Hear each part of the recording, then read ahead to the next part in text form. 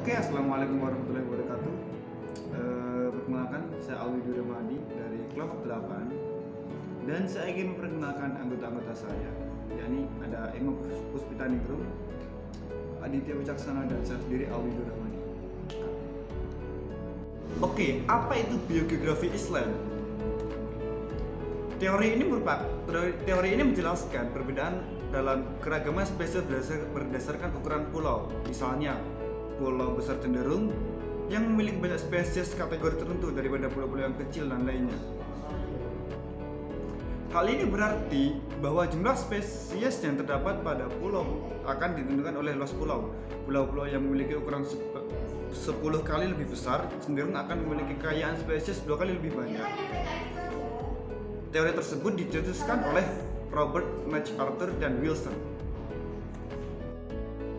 Oke, jenis-jenis pulau. Yang pertama adalah Continental Island, yang kedua ada Tidal Island, yang ketiga ada Barrier Island, yang keempat ada Oceanic Island, yang kelima ada Coral Island, dan yang terakhir ada Artificial Island. Keanekaragaman hayati di pulau biogeografi. Karakteristik biodiversitas di wilayah terisolasi. Biodiversitas di wilayah yang terpisah atau terisolasi dengan pulau utama akan dipengaruhi oleh beberapa hal, yaitu yang pertama, tingkat isolasi, yang kedua, lama isolasi, yang ketiga, ukuran pulau. Oke, yang keempat adalah kesesuaian habitat yang meliputi iklim. Komposisi tumbuhan dan hewan awal jika sebelumnya melekat pada daratan yang lebih besar, misalnya marsupial dan primata, atau komposisi spesies saat ini. Yang kelima adalah lokasi relatif terhadap arus laut, kemudian lokasi relatif terhadap tiupan debu, dan yang terakhir adalah aktivitas manusia. Oke, sudah. Oke, selanjutnya saya akan menjelaskan kembali dari penjelasan Alwi Dwi Rahmadi, yaitu tentang biografi Island. Ya, di sini slide selanjutnya ada pembentukan kepulauan Indonesia. Bisa dilihat dari kepulauan Indonesia di sini ada dari Sunda, Sahul, dan masih banyak lagi yang menjadi kepulauan-kepulauan tersebut menjadi satu. Di sini ada daftar pusaka dari Robert Hall, Cenozoic Tectonic of Sea, Asia and Australia. Oke, selanjutnya yaitu ada catatan sejarah kepulauan. Berdasarkan teori dan pembentukan fosil sejak 300 tahun juta yang lalu, Eropa dan Amerika Utara yang beriklim tropis, perubahan iklim menghancurkan hutan hujan tropis ini selama periode karbon, dan ketika iklim semakin kering, hutan hujan terfragmentasi.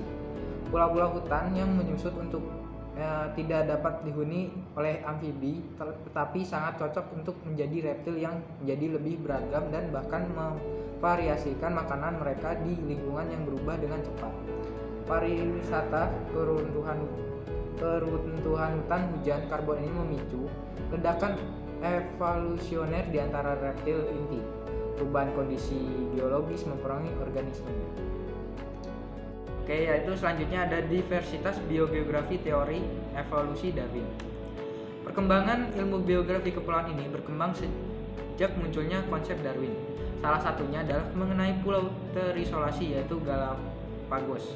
Burung fig kutilang di Kepulauan Galapagos merupakan burung pemakan biji-bijian yang pada umumnya merupakan sekelompok burung migrasi dari Amerika Selatan.